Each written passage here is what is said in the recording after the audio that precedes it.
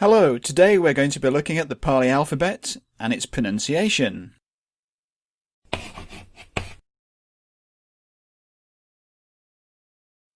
Welcome back to the Pali Studies channel.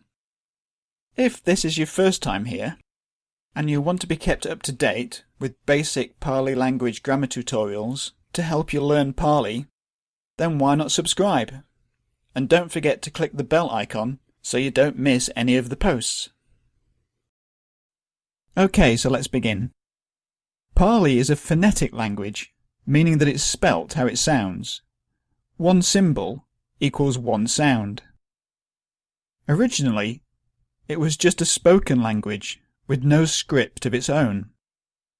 But over time, it's taken on the written scripts of the countries in which it was written down. So it's come to have many scripts, and in the West, it is generally written in the Roman script. Unlike English, Indic alphabets are listed phonetically. The vowels come first, followed by the consonants. In this table, the last line is made up of what are called semivowels and the sibilant S. Now most dictionaries, including the PED, place the Nigahita symbol between the vowels and the consonants. Its listing in dictionaries can be quite confusing, so we'll look at this later in the tutorial. Now anyone who follows this channel will know just how bad I am at pronouncing words in Pali, and I apologise now for all the mistakes that I've made and probably will continue to make in this series of tutorials. I'm more interested in reading Pali than I am in speaking it. So in this guide to the Pali alphabet, I'm going to use the International Phonetic Alphabet standard sounds. The IPA is like a periodic table of speech sounds. Okay, so let's begin with the vowels. Pali has 8 vowel sounds, and each vowel comes in a long and a short form.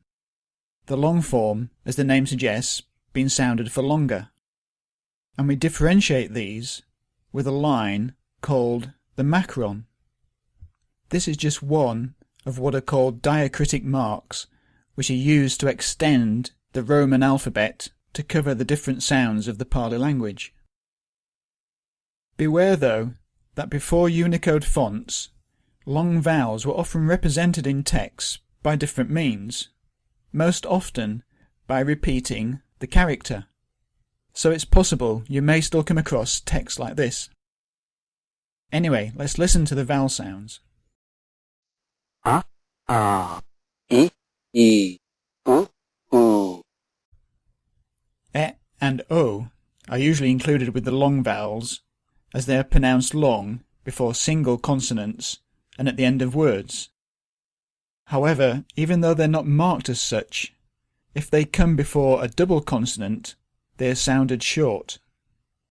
E, O, O.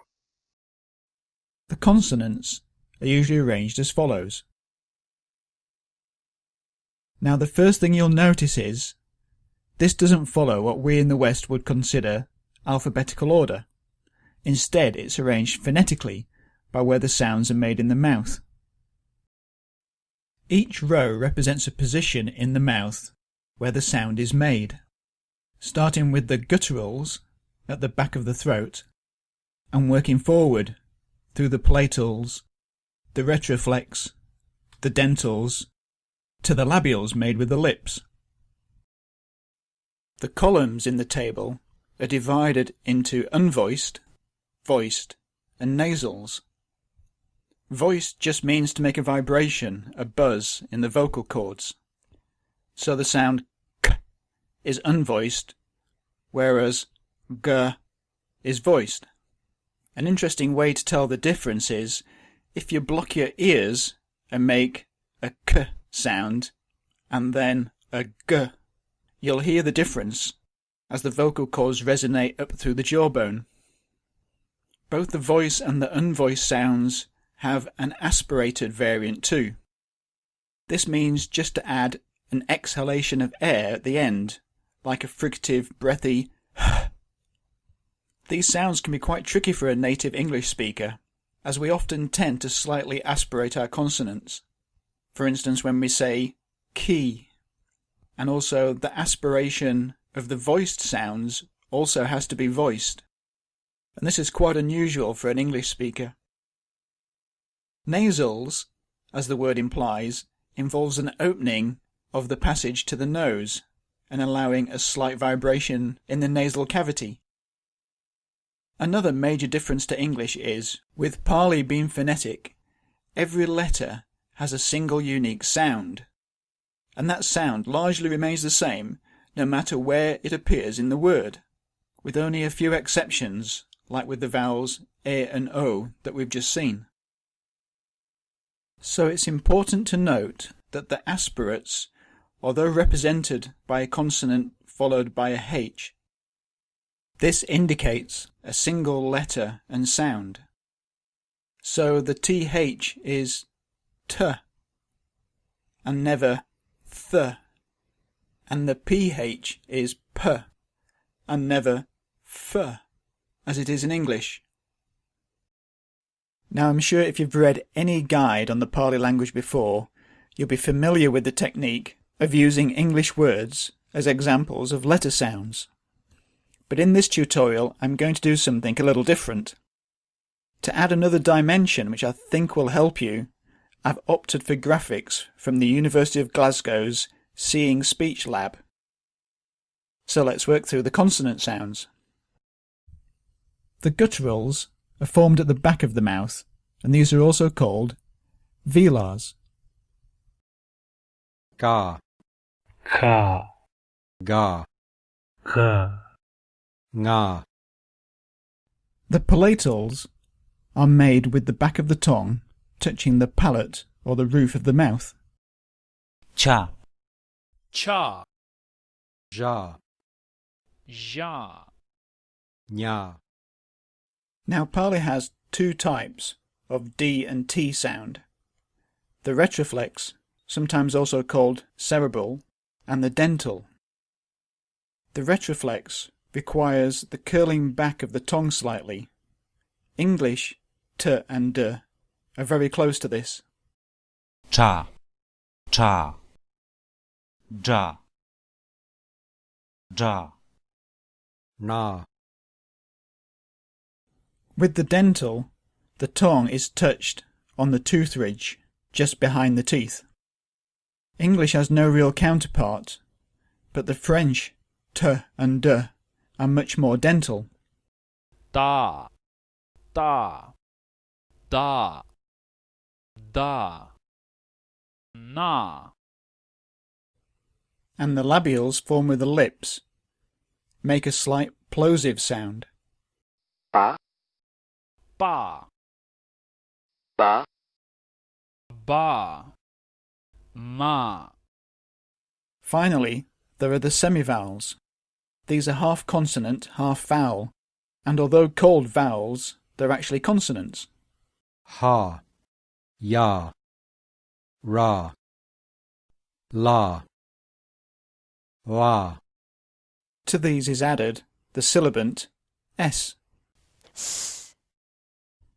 So that covers all the consonants in the Pali alphabet, and it just leaves us with the strange character, which is the nigahita, and you may also hear this called anusvara, as that's what it's called in Sanskrit. It's the one character where different editors have used different letters to represent it. This is the modern version, but you may come across some others.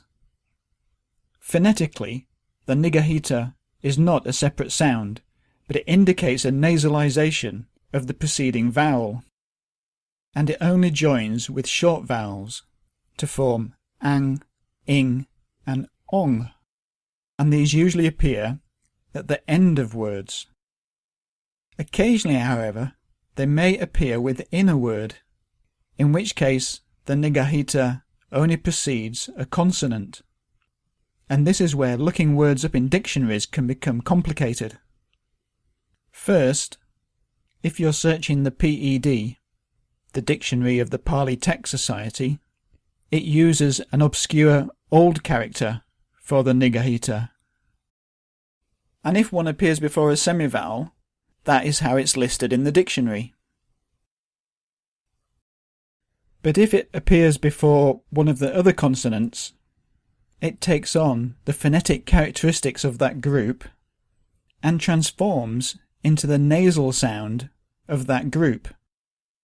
The important point to take away from this is that some texts may use the Niggahita consonant combination, but the dictionary will always use the nasal character. So keep your eyes out for that one. And if you didn't know that, then check out my blog.